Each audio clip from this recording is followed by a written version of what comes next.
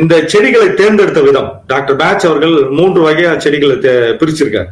அதாவது அந்த மலர்களை பிரிச்சிருக்காரு. ஒண்ணு வந்து மனிதனுடைய அதிர்வலை விட குறைவான அதிர்வலையில இருக்கிறது. ஒண்ணு பாத்தீங்கன்னா மனிதனுடைய அதிர்வலை விட குறைவான அதிர்வலை இருக்கிறது. ரெண்டாவது மனிதனுக்கு உணவு பழக்கம் உணவுல இருக்கிறது. அதாவது உணவு கொடுக்கிற எல்லா செடிகளும். மூணாவது மனிதனை விட அதிகப்படியான அதிர்வலை இருக்கிறது. இது மூணு வகையா பிரிச்சிருக்காரு. இப்ப நாம தெரிந்து கொள்ள வேண்டியது என்னன்னா,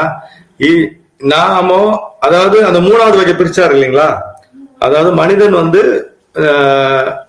மனித அதிர்வலை கூட அதிகமான அதிர்வலைக்கு நல்ல ஆற்றல் உள்ள அதிர்வலை இருக்கிற செடிகள்லயும் பாத்தீங்கன்னா பல்வேறு செடிகள் இருக்கு. அதாவது ஒரு இம்பேஷன்ஸ் அப்படின்னு ஒரு செடி இருக்குன்னா அதுல இம்பேஷன்ஸ் செடிகளே இனங்களே நிறைய இருக்கு. இம்பேஷன்ஸ் கிராண்டுலா, விங்கேசஸ் ராயலா, அந்த மாதிரி நிறைய இருக்கு. அதுலயும் ஒரு குறிப்பிட்ட 54 வகை இம்பேஷன்ஸ் இருக்கு.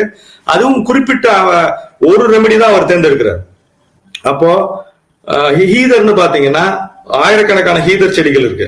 ஆனா ஒரு குறிப்பிட்ட ஹீதர் தான் இந்த மலர் தான் தேர்ந்தெடுக்கிறார். அப்ப பார்க்கும்போது அவருக்கு இந்த முழுவதுமாக அவருக்கு இன்ட்யூஷன் வழியா தான் எல்லாமே கிடைச்சிருக்கு.